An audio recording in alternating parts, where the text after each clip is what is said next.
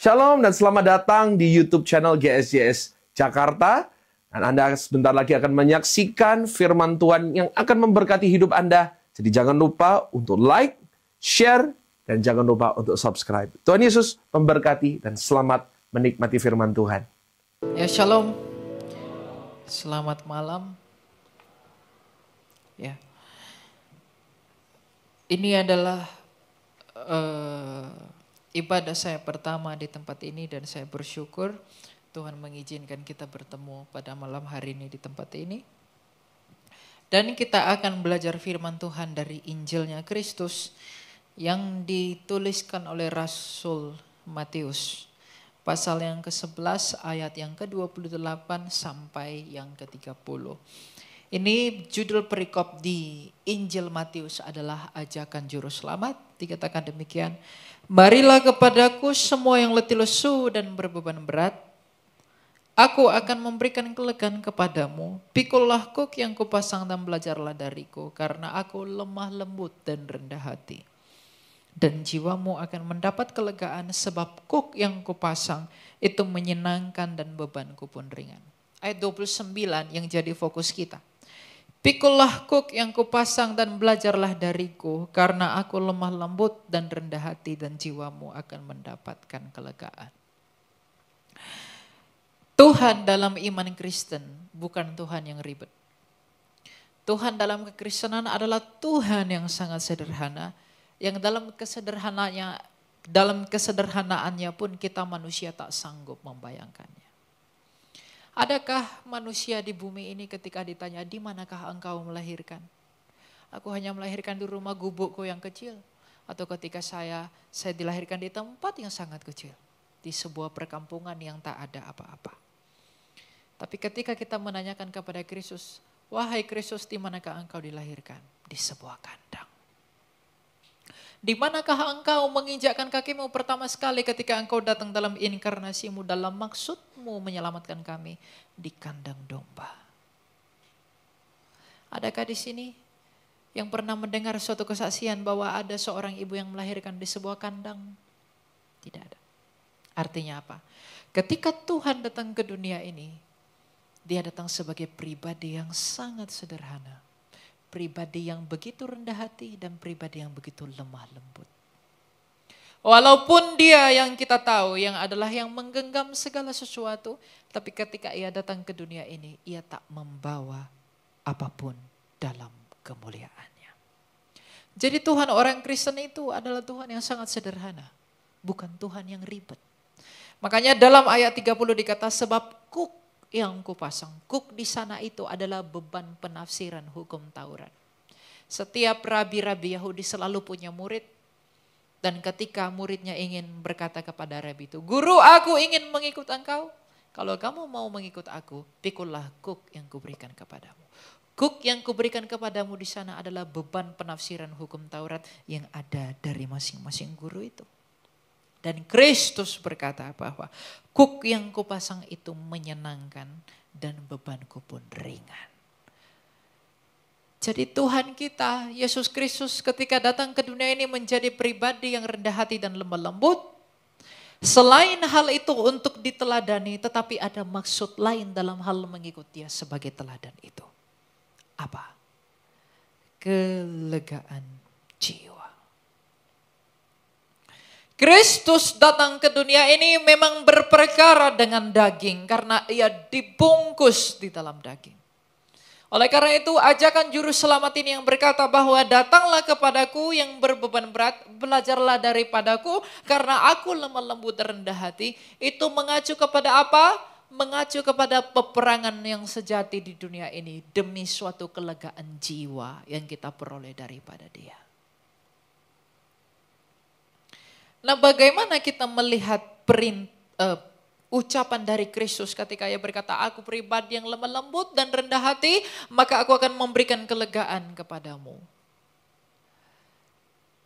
Manusia di bumi ini, semua dari keturunan Adam, tidak mendapatkan kelegaan jiwa karena ia telah berpisah dari ketergantungannya akan Allah.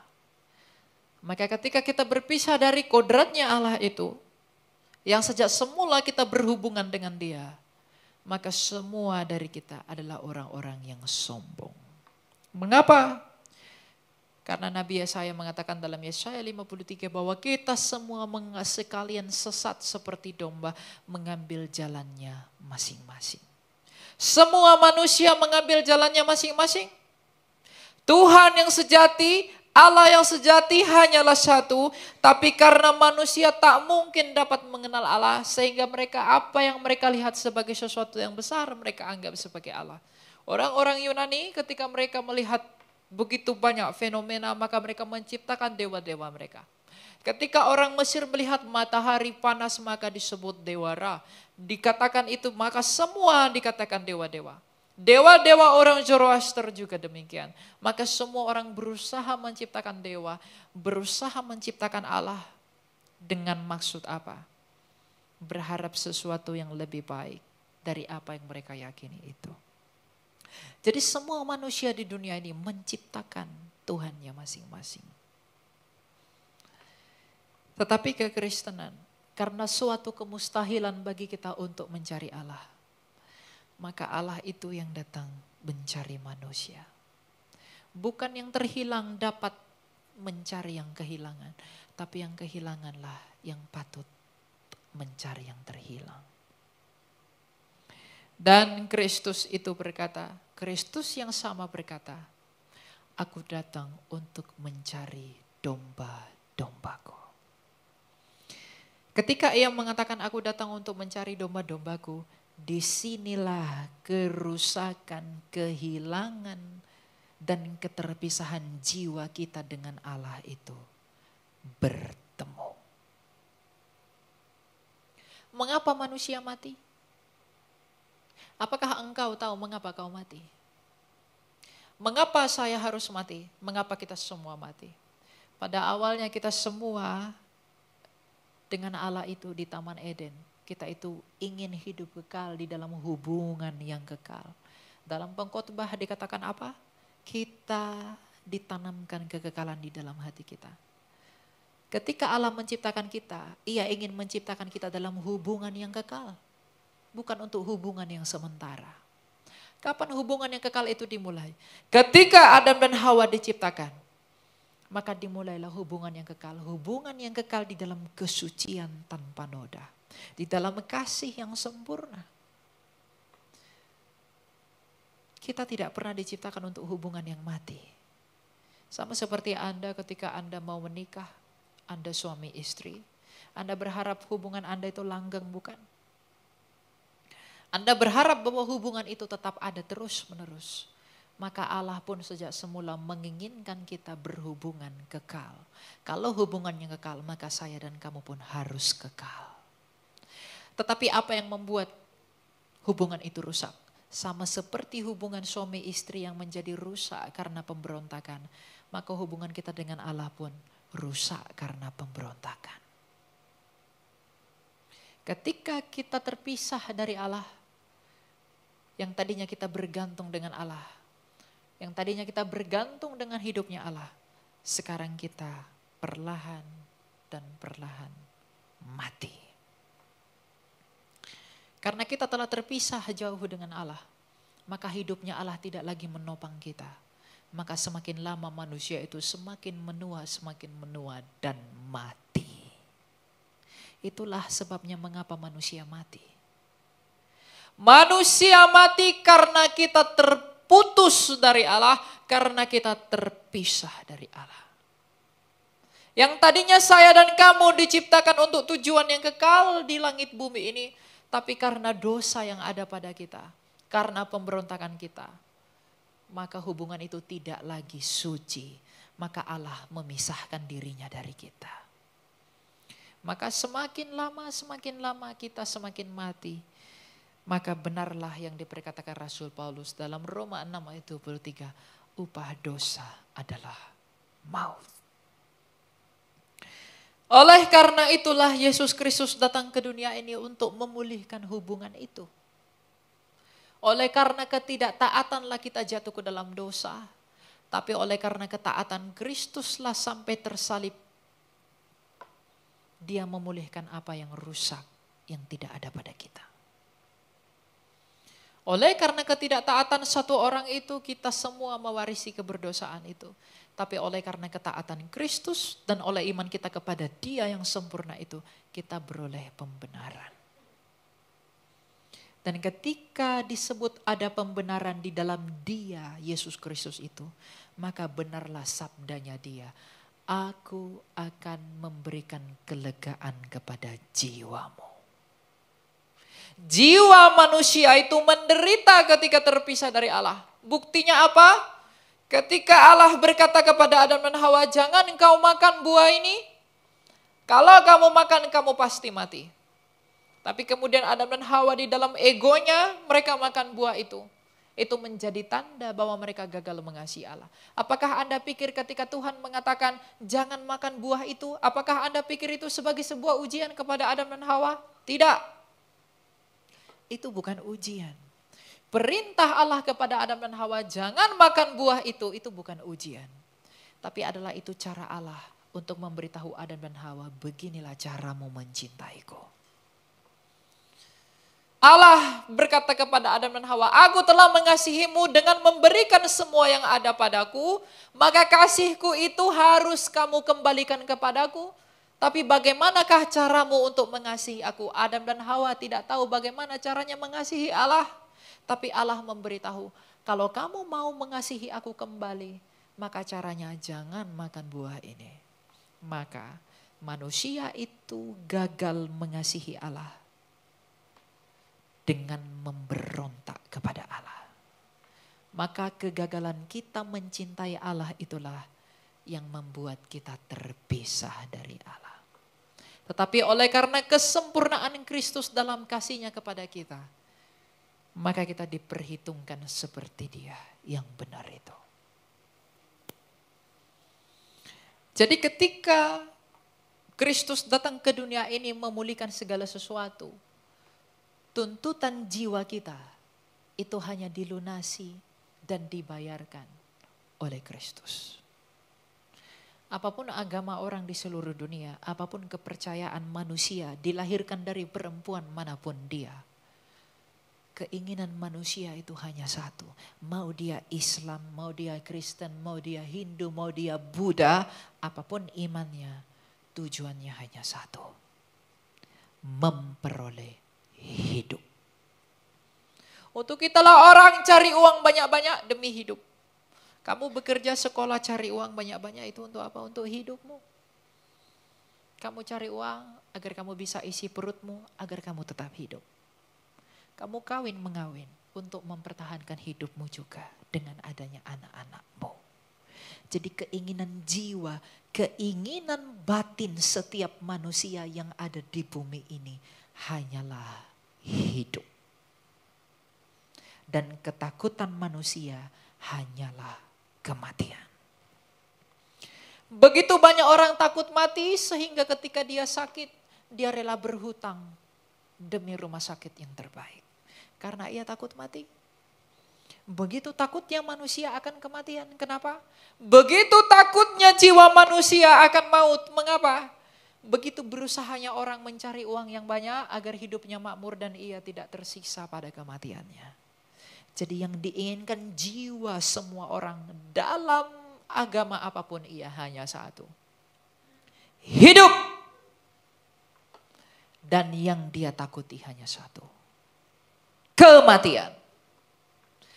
Kalau jiwamu menginginkan hidup dan kalau jiwamu takut kepada kematian, maka tidak ada alasan bagimu untuk menolak Dia yang adalah Yesus Kristus itu.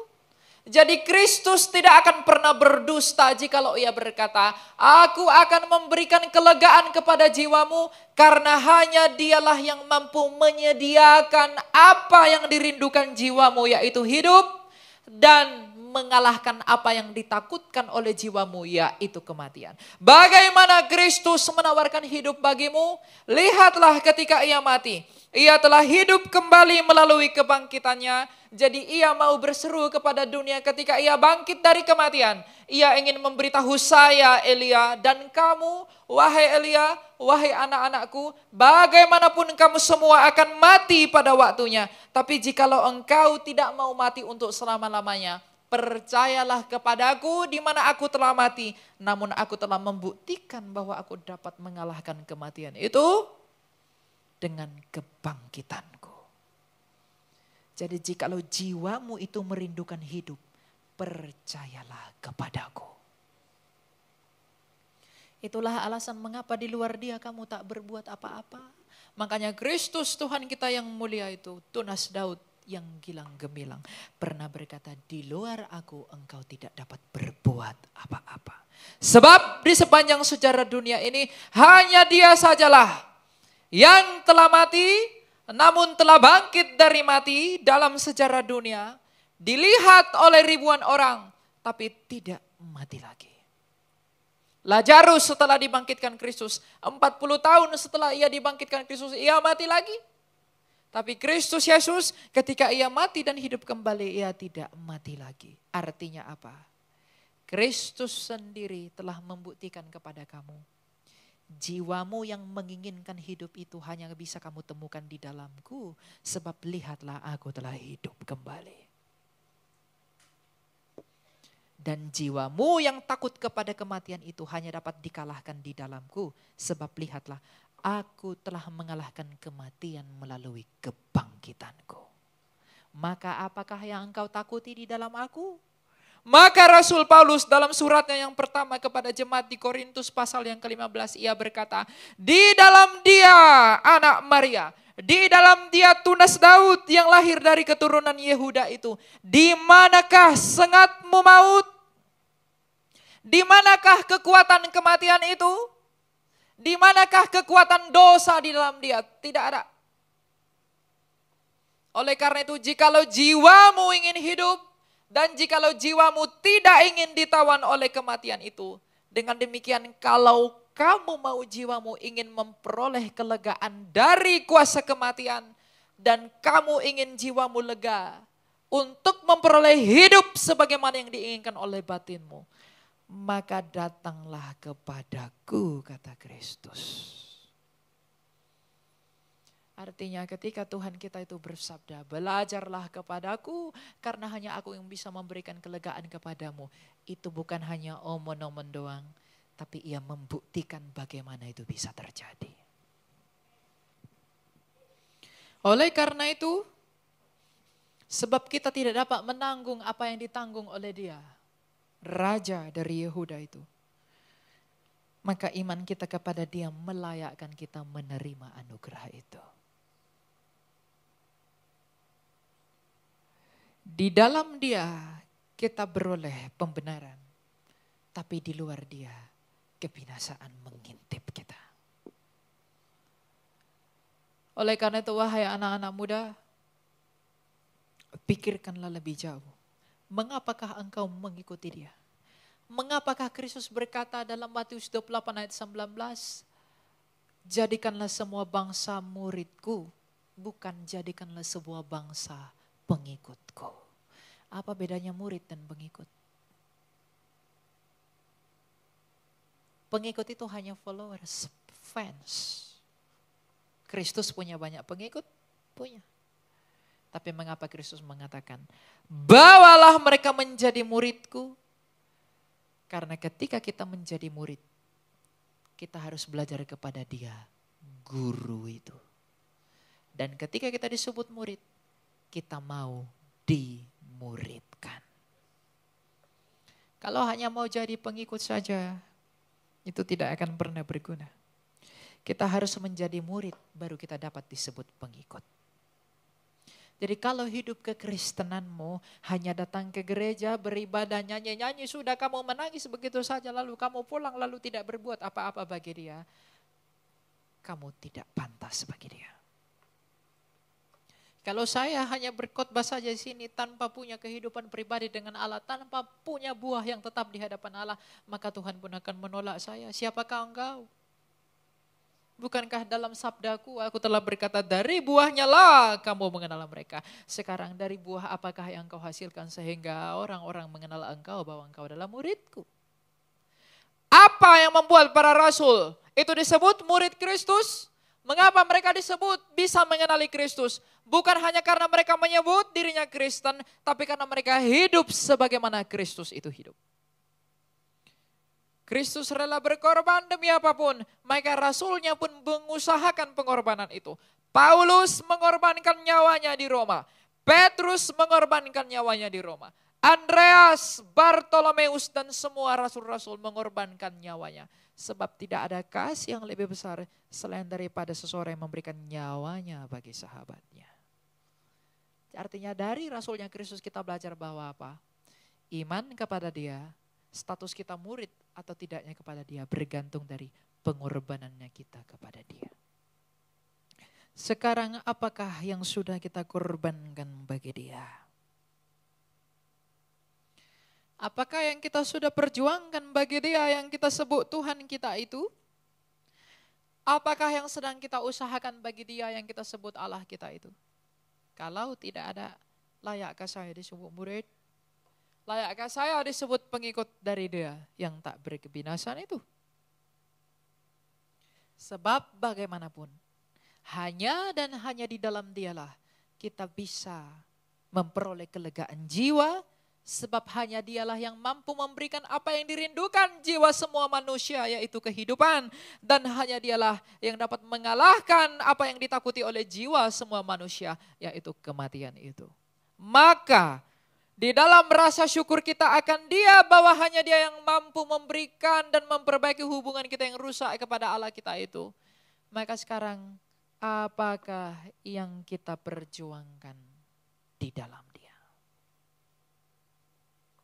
Kalau kehidupan keagamaan kita, kalau iman kita hanya seperti orang-orang lain datang beribadah ke tempat ibadahnya, itu tidak akan berguna bagi siapapun. Tidak ada jaminan saya yang berdiri berkhotbah di sini, saya diperhitungkan sebagai orang benar. Tidak ada jaminan orang yang main musik di sana itu dijamin sebagai orang benar. Apalagi yang menyanyi di sini. Apalagi engkau yang duduk di sana. Sebab apa? Pertobatan itu bukan hanya mendengar Injil, tapi melakukan Injil. Nah sekarang, apakah kita sedang mengusahakan pertobatan di dalam dia? Apakah kita mengusahakan kehidupan sebagaimana Kristus itu telah hidup? Apakah hati kita berduka cita kalau kita melukai dia? Apakah hati kita bersuka cita hanya oleh karena apa yang telah ia selesaikan di Kalvari itu? Kalau Kristus itu bukan menjadi sumber sukacita terbesarmu, maka engkau belum murid. Sebab muridnya Kristus. Karena Kristus itulah sukacita terbesarnya, bahkan nyawanya pun diberikan demi sukacita itu. Jadi kalau bukan Kristus yang menjadi sukacita yang terbesar dalam hidupmu, pertanyakanlah kembali, ya anak Daud, ujilah hatiku, apakah aku sungguh-sungguh mengasihimu?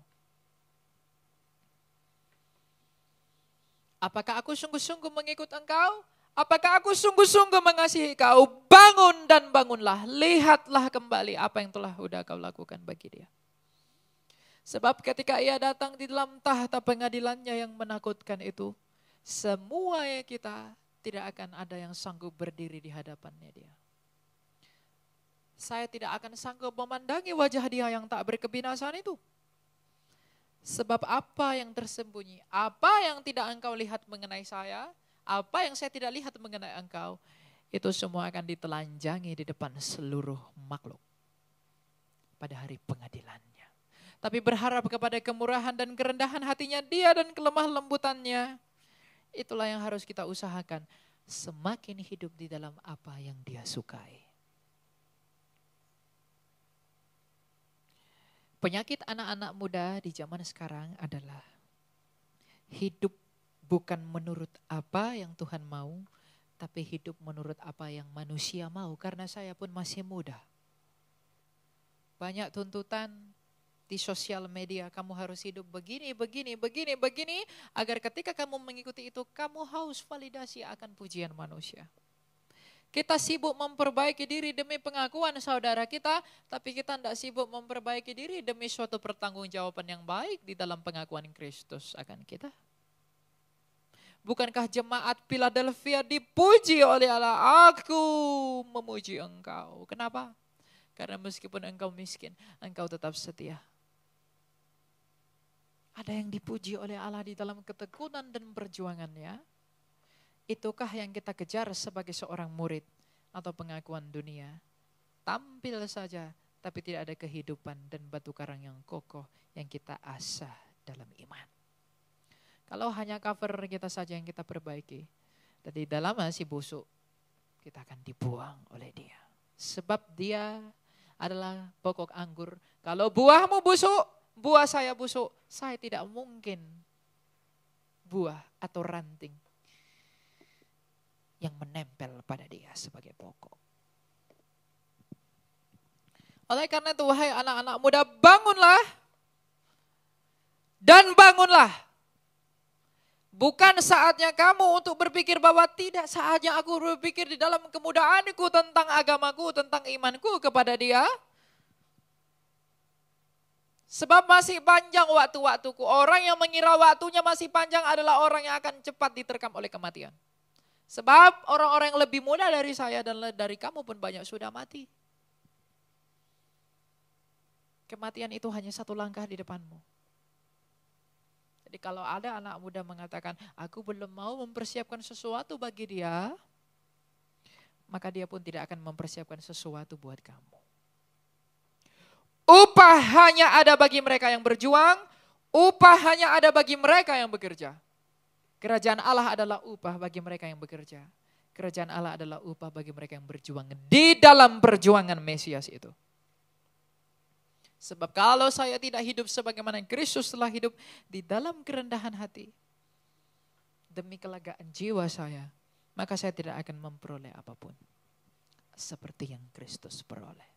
Sebab ia yang menjadi sulung dari antara kita, dengan demikian kita disebut sebagai pewaris dari apa yang telah ia kepadanya telah diberikan. Maka anak-anak muda, pikirkanlah kehidupan pertobatanmu. Tidak saatnya kamu memuaskan telinga pacarmu.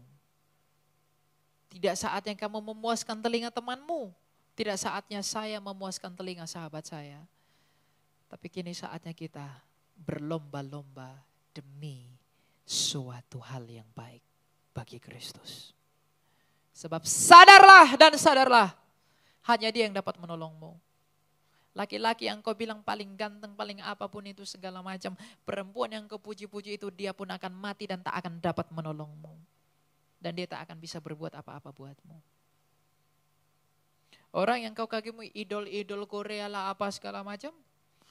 Yang kau puji-puji itu gak akan dapat berbuat apa-apa bagimu. Kamu rela berhari-hari scroll sampai cetak foto-foto tempel dimanapun.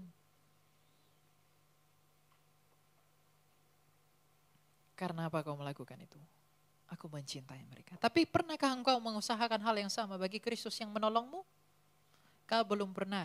Cintamu lebih besar kepada manusia. Maka Kristus berkata, kalau kamu lebih mengasihi saudaramu daripadaku, kau tak layak bagiku. Kalau saya lebih mengasihi apa yang ada dalam hidup saya lebih daripada Kristus itu, maka saya pun akan ditolak oleh Kristus. Dan kita semua akan dibuang kalau kita lebih mengasihi manusia daripada dia. Tapi kalau kita mengasihi dia, kita pasti mengasihi sesama kita. Sebab apakah bukti saya mengasihi dia? Saya mengasihi kamu dan kamu pun mengasihi saya. Jadi anak-anak muda, kau adalah bunga gereja. Kau adalah masa depan gereja. Persiapkanlah dirimu untuk meneruskan dan menyambut dia dan berdandan sebagai pengantin yang baik bagi dia mempelai pria yang akan datang itu. Kita semua ini adalah pengantin perempuannya Kristus dan dia adalah mempelai laki-laki. Jangan izinkan dirimu ketika bertemu dengan dia tidak menggunakan pakaian pengantin. Pakaian pengantin itu apa? Berdandanlah engkau dengan perbuatan baik, kata Rasul Paulus kepada Timotius. Berdandanlah engkau dengan perbuatan yang benar. Berdandanlah engkau dengan perbuatan yang kudus. Dan yang paling penting, berdandanlah dalam perjuangan kita bagi pertobatan. Kalau kita adalah orang yang sombong, kalau kita adalah orang yang tinggi hati, lebih mementingkan hal-hal duniawi ini, lebih mengandalkan power orang tuamu, lebih mengandalkan uang orang tuamu, atau lebih mengandalkan ketampanan wajahmu, maka sekarang bertobat. Dan andalkanlah Kristus itu.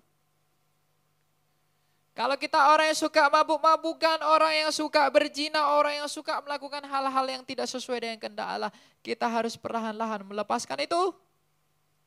Sebab tidak ada upah bagi mereka yang tidak mau berjuang. Dan orang yang tidak mau berjuang tidak mungkin bersekutu dengan domba-dombanya Kristus. Bukan hanya buat orang muda, orang tua juga. Ingatlah hubungan kita yang telah rusak dengan Allah itu. Itu hanya bisa dipulihkan di dalam Dia yang disebut Kristus itu, Yesus dari Nazaret itu. Maka kalau kita tahu bahwa hubungan kita hanya dapat dipersatukan dan dipulihkan di dalam Dia, maka sekarang pertanyaanku, mengapa aku menjadi Kristen dan apakah yang dapat kulakukan bagimu wahai ya Kristus Tuhanku? Sebab hanya Engkau yang sanggup menolongku, Engkau yang sanggup membimbingku kepada seluruh kebenaran yang ada padamu. Jadi kalau kita mau jadi Kristen hanya tentang hal-hal di duniawi, hanya tentang perut, hanya tentang yang di bawah perut, hanya tentang hal-hal jasmani yang dilihat oleh mata, maka kita tidak memiliki iman kepada Dia sebab Ia pun tidak dapat dilihat oleh mata. Apa yang digambarkan di dalam kitab suci bukanlah gambaran yang sesungguhnya. Tapi lebih daripada itu semua. Tapi untuk dapat diusahakan dimengerti oleh kita yang masih hidup dan bertanding di dunia ini, maka dilukiskan dengan bahasa yang di dunia ini. Jadi kepada apakah wahai kamu imanmu kalau takkan? Atas apakah pengharapanmu engkau landaskan? Dan atas dasar batu yang bagaimanakah engkau berdiri? Di dalam Dia yang engkau sebut Tuhanmu itu. Kalau saya hanya berdiri hanya ya khotbah cari uang atau melayani cari duit. Atau hidup orang Kristen ya biasa-biasa saja, datang ke gereja setelah itu tidur cari terus yang lain-lain. Apakah makna sabda Dia yang berkata carilah dahulu kerajaan Allah maka semua ditambahkan kepadamu? Ingat yang bermasalah kebusukan jiwaku, kebusukan tubuhku, kematian tubuhmu, kematian lenganmu, kematian kakimu, semua orang mati itu sebab apa? Jiwa kita lah yang telah rusak terlebih dahulu. Sebab hubungan kita dengan Allah itu bukan perkara daging, itu perkara jiwa. Ketika hidupnya berpisah dari kita, maka hidupnya kita tak sanggup menopang tubuh kita ini. Maka semakin lama kita mati. Jadi pada awalnya yang bermasalah adalah jiwa manusia. Dan kalau jiwa itu ingin dipulihkan, maka datanglah kepada Dia yang telah berseru, aku akan memberikan kelegaan kepadamu. Tapi datang kepada Dia, apakah hanya cukup dibaptiskan saja? Lalu kamu bernyanyi di sini, lalu saya berkhotbah di sini atau kamu bermain di sana? Tidak. Kita datang kepada Dia itu dengan kerendahan hati untuk mengakui, apakah aku di hadapan-Mu ya Allah? Dan setelah pengakuan itu hadir, apakah yang akan menjadi buahnya? Pertobatan itu, pengakuan itu bukan hanya tentang menangis-nangis. Kita menangis-nangis tapi tidak ada buah dari tangisan itu. Itu hanya air mata buaya. Tidak berarti. Orang bisa menangis banyak. Tapi kalau tidak ada hasil yang dilahirkan dari tangisan itu, air matamu pun sia-sia. Artinya apa? Kalau Kristus yang bisa memberi kelegaan jiwa kepada kita dan kita mau datang kepada Dia, maka kasihilah Dia dengan melakukan perintahnya. Sebab Ia telah berkata, jikalau engkau mengasihi aku, engkau pasti melakukan perintahku. Jadi kejarlah kemurnian iman, kejarlah cintamu kepada Dia. Anak-anak muda, jangan engkau mengusahakan mencari perhatian sama orang lain agar kamu bisa jadi pacarnya, kamu bisa jadi pasangannya, kamu cari terus. Kamu usahakan banyak hal agar kamu bisa berpasangan dengan baik. Kamu mencari pengakuan dunia tapi kita tidak melayakkan dan memantaskan diri bagi Kristus. Ketika kematian itu tiba, maka lenyaplah maksud-maksud kita. Oleh karena itu mulai dari sekarang renungkanlah. Kau pulang dari pintu gereja ini. Akui dosamu di hadapan Allah dan berdoalah di dalam kamarmu dan mintalah kepada Allah, ya Allah, tuntunlah aku kepada seluruh kebenaran yang daripadamu dan ajarilah aku untuk hidup menurut peraturanmu. Dan tolonglah aku agar bisa menyelesaikan pertandinganku. Pernahkah kita berdoa meminta tolong, meminta Dia menyelamatkan kita, meminta Dia mengasihani kita, dan meminta Dia untuk melindungi kita agar kita hidup semakin layak di hadapannya? Kalau isi doa kita hanya tentang Tuhan, aku mau ini, mau aku itu, jangan jadi Kristen. Tuhan Yesus baik. Kenapa Tuhan Yesus baik? Dia kasih aku pacar yang kerjanya di perusahaan ini. Tuhan Yesus baik. Kenapa Tuhan Yesus baik? Aku ganti mobil. Tuhan Yesus baik. Kenapa Tuhan Yesus baik? Oh, aku baru saja dapat ini itu. Apakah kamu tidak bisa bersyukur? Apakah salah bersyukur dalam hal itu? Tidak salah. Tapi hal yang terbesar kamu lupakan. Apa itu? Keselamatan jiwamu. Hal yang terbesar kita lupakan, apa itu? Pertobatan kita. Sebab tanpa pertobatan, tidak akan ada orang yang bisa masuk ke dalam kerajaan Allah. Dan sebagai yang terakhir, kalau kita mau memperoleh kelegaan jiwa dan harus datang kepada Kristus itu, dan untuk datang kepada Dia adalah melalui pertobatan. Sekarang, bagaimana caranya bertobat? Cara bertobat ada 3 hal yang kamu butuhkan. Kerendahan hati, kerelaan hati, dan berserah diri. Seperti Daud telah berdoa, ya Allah, berikanlah aku hati yang rela. Hati yang rela untuk apa? Untuk meninggalkan kenikmatan-kenikmatan yang tak berkenan di hadapan Engkau. Kerelaan untuk meninggalkan apa yang tidak sesuai dengan kehendak Allah. Meninggalkan apa yang menjadi hal-hal yang dibenci oleh Allah. Kita harus meminta kerelaan itu sebab kita sendiri tidak akan pernah bisa lemah sebab kita ini di dalam daging yang berdosa. Tapi oleh karena kuasa Dia, hal itu akan diberikan bagi siapa yang meminta. Oleh karena itu Ia pernah berkata, ketuklah, mintalah, maka engkau akan diberi. Apakah yang kita minta kepada Allah? Apakah kita meminta kerelaan hati? Ya Allah, berikanlah aku kerelaan hati agar aku bisa menjalani pertobatanku di dalam kerelaanku, di dalam mengikut Engkau. Kalau egomu masih kuat, kau tidak akan pernah bisa merelakan dirimu. Oleh karena itu mintalah kerelaan hati kepada Allah agar Ia menuntun kita. Ingat, Roh Kudus itu bukan roh yang suka sensasi. Roh Kudus itu adalah roh yang akan bekerja kalau egomu kamu hilangkan. Kalau egomu kamu kuasai baru dia bekerja. Saul karena egonya tinggi, roh Allah mundur dari dia. Kan Saul banyak gaya, sok-sokan dia. Maka roh Allah mundur dari dia kan? Jadi jangan harap roh Allah menaungimu kalau kamu merasa sok-sokan. Aku bisa kok sendirian, aku bisa kok bertobat, aku bisa kok. Tapi kalau kita tidak meminta kerelaan hati, kita tidak meminta hati yang rela kepada Dia untuk menyerahkan diri kita kepada Dia, maka Roh Kudus itu tidak akan bekerja, Dia akan mundur dari kamu. Sebab Roh Kudus itu roh yang tenang, memberikan ketenangan bagi jiwamu. Kita baru memperingati turunnya Roh Kudus. Kenaikan Tuhan Yesus. Dan Roh Kudus akan diturunkan. Tetapi makna Roh Kudus itu diturunkan apa? Ingat, Dia disebut penghibur, Dia disebut penolong. Dia menolong kita dalam hal apa? Dalam hal mengikut Yesus. Mengikut Kristus. Roh Kudus itu keluar dari Bapa untuk menolong saya dan kamu untuk mengikut Kristus. Dan bagaimana caranya kita menerima Roh Kudus itu? Mintalah hati yang rela dan milikilah hati yang rela agar Dia bekerja. Kalau ego kita masih tinggi, Dia gak akan bekerja.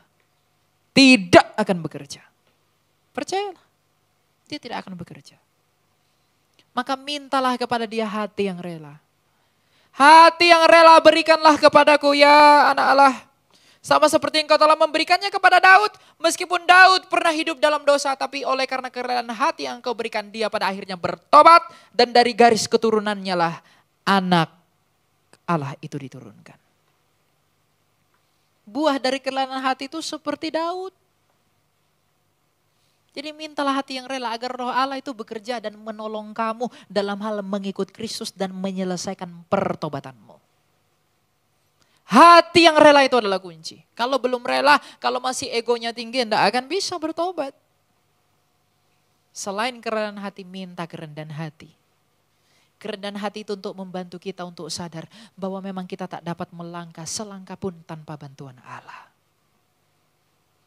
Kita nggak akan bisa melakukan apa-apa pun kalau Allah tidak menolong kita dan tidak memampukan kita. Kerendahan hati itu juga kunci untuk mengasihi. Mengasihi Allah dan mengasihi manusia. Di selain kita meminta kerelaan hati, selain kita meminta kerendahan hati tidak akan ada dalam diri orang yang gengsian. Itu enggak akan ada. Sebab apa? Kepada manusia aja dia haus pujian, kepada manusia aja dia haus perhatian. Apalagi kepada Allah dia tidak memikirkan itu. Jadi orang yang gengsinya tinggi belajar untuk rendah hati. Untuk dapat mengakui, untuk dapat menyadari bahwa you are nothing and I'm nothing. Kita membutuhkan pertolongan dari Allah itu. Jadilah rela. Jadilah rendah hati. Dan yang paling penting, berserah diri. Berserah diri adalah kita menyerahkan diri kita ini kepada Allah. Bawalah aku kepada apa yang kau mau. Cukup, itu aja. Berilah aku kepada apa yang kau sukai, itu aja. Tuntunlah aku kepada kebenaranmu yang penuh, ya Roh Kudus. Tuntunlah aku kepada apa yang kau cintai. Tuntunlah aku kepada kebenaranmu. Untuk itulah banyak orang datang ke gereja, dia ibadah, dia nyanyi-nyanyi, ya dia main musik, dia berkhotbah. Tapi dia tidak mau menyelesaikan hidup pertobatannya. Kenapa? Karena dia datang ke gereja tidak meminta 3 hal itu.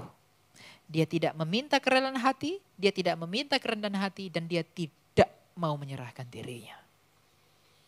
Maka hidup kita ke gereja hanya jadi rutinitas yang membosankan. Tidak ibadah yang hidup. Sedangkan ibadah yang sejati di hadapan Allah adalah hidupmu bagi Allah. Hidup setiap hari itu hidup pertobatan. Memberi hati kepada Allah. Meminta kerelaan hati, meminta kerendahan hati, dan meminta keberserahan diri. Kalau itu sudah kita minta dan kita usahakan tidak dalam maksud yang berpura-pura, maka ia yang akan menyempurnakan itu ketika kita mati. Gak akan ada orang yang bisa bertobat sempurna. Bahkan seluruh hidupmu jika kau hidup 50.000 tahun pun tidak akan pernah bisa. Tapi Tuhan tidak akan pernah meremehkan usahamu sekecil apapun. Dia bukan Tuhan yang pelit akan apresiasi. Dia menghargai setiap usahamu. Kalau kamu jatuh, lebih baik kamu jatuh daripada putus asa. Kalau kamu putus asa akan seperti Yudas. Dia putus asa, meraung-raung lalu mati dan binasa. Tapi Petrus ketika dia berdosa, dia jatuh, dia mohon ampun kepada Allah dan bangkit lagi. Dan akhirnya dia menjadi pemimpinnya para rasul. Jadi kalau kamu pikir, aku jatuh dalam dosa lagi. Kalau kamu jatuh, bangkitlah. Jangan putus asa. Minta bantuan kepada Allah. Mungkin kamu mengusahakan pertobatanmu dari dirimu sendiri. Kamu tidak pernah meminta bantuan dari Allah. Oleh karena itu, kalau belum pernah, minta dan usahakan itu. Karena teman-teman, teori yang ada di dalam Alkitab ini dibentuk dari sebuah hubungan dengan Kristus. Makanya dalam 1 Yohanes 1 dikatakan apa? Apa yang kami lihat dengan mata, apa yang kami raba, apa yang kami dengar, itulah yang kami tuliskan kepadamu tentang firman hidup. Mereka melihat bagaimana Kristus itu makan. Mereka melihat bagaimana Kristus itu memperlakukan orang miskin. Mereka melihat bagaimana Kristus menanggapi orang-orang Farisi. Maka demikianlah hidupnya para rasul itu. Jadi bukan teori, tapi hubungan. Jadi kalau orang hanya pintar teori, tugasnya hanya menghakimi aja. Tapi tidak mau mengusahakan pertobatannya. Kalau hanya tentang tahu teori, ya udah datang aja ke gereja nyanyi-nyanyi, udah setelah itu pulang, udah enggak ada maknanya menjadi kosong. Tapi kalau kita menghidupi ini, sebab ini awalnya dari sebuah hubungan dengan Kristus itu, maka kita pun akan mengalami di dalam anugerah Allah sebagaimana rasul-rasul telah mengalaminya. Maka mereka rela memberikan nyawanya demi Kristus. Saya tidak mengatakan berikanlah nyawamu bagi Kristus. Tapi kalau penganiayaan itu tiba, maka kamu harus memberikannya jikalau kamu mau selamat. Berdoalah agar penganiayaan itu tidak jatuh kepada kita. Tapi kalau itu pun sampai datang, bersiapkanlah dirimu untuk itu. Kematian di dalam Kristus, kematian dan penganiayaan di dalam Kristus adalah hal yang paling berbahagia yang pernah ada. Apakah kamu mau dianiaya saat ini? Yang bilang amin tadi siapa?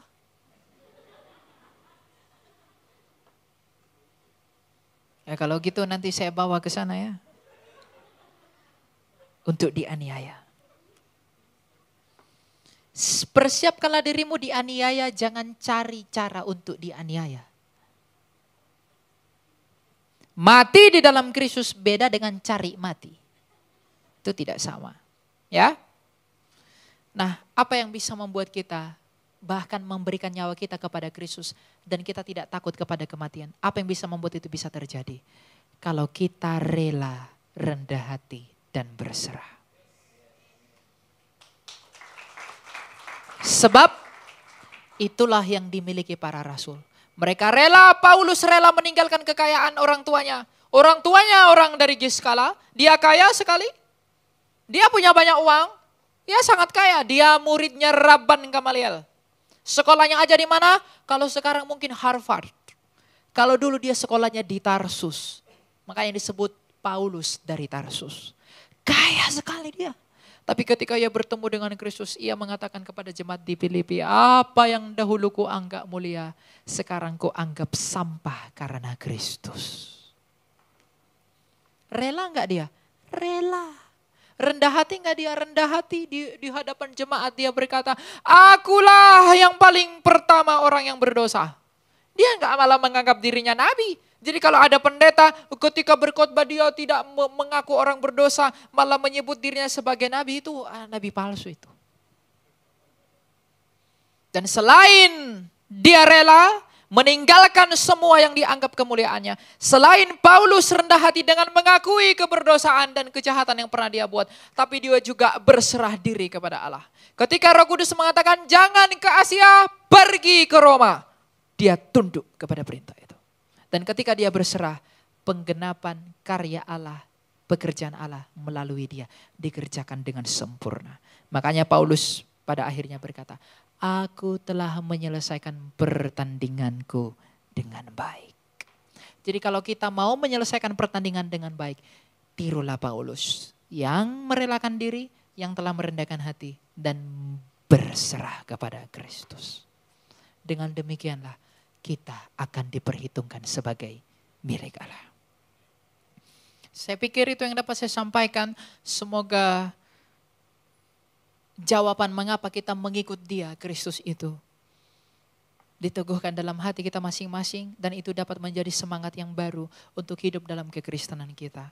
Dan menjadi semangat dan batu karang yang teguh untuk memperjuangkan pertobatan kita bagi dia yang menyelamatkan kita. Tuhan memberkati, kita berdoa. Mari kita berdoa. Tuhan Yesus Kristus, penguasa langit dan bumi, kami bersyukur kepadamu Tuhan untuk anugerah dan cinta kasih-Mu yang tak terlukiskan oleh apapun yang ada dalam hidup kami. Kami berterima kasih kepadamu Tuhan untuk cinta dan kasih karunia-Mu yang selalu melimpahi kami sehingga Engkau mengizinkan kami hidup pada hari-hari ini. Hari-hari yang baru ini adalah hari-hari yang Engkau izinkan untuk memperjuangkan pertobatan kami dalam hal mengikut Engkau. Tapi Engkau tahu ya Tuhan bahwa kami adalah orang-orang yang tidak sempurna melakukan apa yang Engkau sukai. Kami adalah orang-orang yang penuh dengan noda dan kusta, orang-orang yang penuh dengan dosa. Maka saat ini ya Tuhan, sebagaimana Engkau tidak menolak perempuan pesundal yang menyingkap kakimu, maka janganlah kiranya Engkau menolak kami jikalau kami datang ke hadapan-Mu. Dan sebagaimana Engkau telah melepaskan pengampunan kepada perempuan itu, mungkin kami orang-orang yang lebih berdosa dari perempuan itu, lepaskanlah pengampunan kepada kami ya Tuhan, dengan memandang kepada kemurahan hati-Mu dan mendengarkan kepada pemberitaan kasih. Maka kami percaya Engkau adalah Allah kami yang bermurah hati untuk memaklukkan segala hal-hal yang salah dalam diri kami. Dan sebagaimana Engkau mendatangi pemungut cukai itu lalu mengangkatnya menjadi murid-Mu, Maka datangilah kami dalam keberdosaan kami ini dan angkatlah kami menjadi murid-Mu ya Tuhan. Agar kami bersuka cita sebagaimana pemungut cukai itu telah bersuka cita dalam pertemuannya dengan Engkau. Dan sebagaimana Engkau tidak menolak anak yang hilang, Engkau menyambutnya di dalam sukacita hati-Mu. Mungkin kami adalah anak-anak-Mu yang terhilang. Kami adalah anak-anak muda yang terhilang di dalam cara pikir kami, dalam gaya hidup kami, di dalam apapun yang kami lakukan. Maka jikalau kami mau kembali dan kami mau kembali kepadamu, jangan tolak kami ya Raja. Tapi terimalah kami sebagaimana Engkau menerima anak yang hilang itu. Sebab yang Engkau sukai adalah kembalinya orang-orang jahat, bukan binasanya orang-orang jahat. Dan kami tidak akan bisa kembali kepadamu kalau Engkau tidak memanggil kami. Maka panggillah kami dan tolonglah kami untuk berjalan menurut apa yang Engkau mau. Dan sebagaimana Engkau mendatangi Saulus, dan itu adalah teladan kami, dan mengubahkannya menjadi Paulus di dalam penderitaan yang Engkau izinkan. Maka ubahkanlah kami orang-orang yang mungkin hidup seperti cara Saulus, yang mungkin sombong, hidup dalam keagamaan yang rutinitas saja, hidup di dalam hal-hal yang daging. Ubahkanlah kami di dalam pertemuan dengan Engkau agar kami menjadi Paulus yang baru. Hidup dalam kasih kami akan Engkau, di dalam kerelaan hati, di dalam kerendahan hati, dan di dalam kebersihan diri kami akan Engkau. Jangan izinkan kami menjadi Yudas, tapi sebagaimana si pencuri kami akan mengaku, ingatlah kami ya Tuhan apabila Engkau kembali dalam kerajaan-Mu. Engkau adalah timbangan yang adil di antara dua orang penjahat yang tersalib di sebelahmu. Yang satu telah binasa karena ia telah meninggikan dirinya dan tak mengakui Engkau. Tapi yang satu telah Engkau bawa ke Firdausmu pada hari itu juga. Karena ia telah merendahkan dirinya dan mengakui bahwa Engkau adalah Raja. Maka pada hari ini kami pun mengakui bahwa Engkau adalah Raja kami ya Tuhan. Dan kiranya biarlah kemurahan hati-Mu yang mengingat kami semuanya apabila Engkau kembali dalam kerajaan. Perkenankanlah kami menjadi satu kawan dengan domba-domba kudus-Mu. Hitunglah kami di antara domba-domba milik-Mu. Jangan izinkan kami menjadi terkaman dari serigala yang menangkap kami, yaitu si jahat dan iblis. Tapi biarlah kekuatan yang daripada-Mu yang menguatkan kami untuk hidup di dalam kasih-Mu dan hidup di dalam perkenanan yang Engkau izinkan dalam hidup kami. Sebab ya Tuhan, kami tak mampu melakukan apapun. Kami tak melakukan apa yang baik sebab hanya Engkau saja yang baik. Oleh karena itu kami memohon kepadamu, biarlah kiranya Engkau yang menyelamatkan kami, yang menolong kami, yang mengasihani kami dan melindungi kami, yang memampukan kami untuk hidup di dalam apa yang Engkau mau, yang menolong kami agar kami semakin mengasihi-Mu, dan tanamkanlah benih anggur-Mu yang baik di dalam hati kami, agar itu berbuah lebat dan kemuliaan-Mu dinyatakan melalui hidup kami. Kami adalah orang-orang yang berserah hanya kepadamu ya Tuhan. Bawalah kami kepada apa yang Engkau sukai. Bawalah kami kepada rancangan-Mu yang baik, sebab rancangan-Mu tidak akan pernah mencelakakan kami. Kami yakin dan percaya bahwa Engkau adalah pencipta kami dan Engkau yang mengenali siapa kami. Maka berbuatlah bagi kami seperti apa yang Engkau kehendaki. Sebab sebagaimana doa yang Engkau ajarkan kepada kami, bahwa kehendak-Mu lah kehendak yang mulia. Kehendak Bapa itulah yang baik bagi kami. Maka izinkan kami dan bantulah kami untuk melatih diri kami semakin rendah hati dan menyerahkan diri kami kepadamu. Sebab di dalam iman kami yakin Engkau adalah Allah yang memperjuangkan keselamatan kami. Engkau tidak mementingkan keuntungan kami, tapi Engkau mementingkan keselamatan jiwa kami. Oleh karena itu hal-hal apapun yang Engkau izinkan, biarlah Engkau yang berperkara dengan segala sesuatu yang ada dalam kami. Sebab untuk mula ya Tuhan Yesus, Imam Besar Agung kami, segala pujian, syukur dan hormat dan bagi Bapa yang mulia dan Roh yang kudus, sekarang dan selalu serta untuk selama-lamanya. Amin.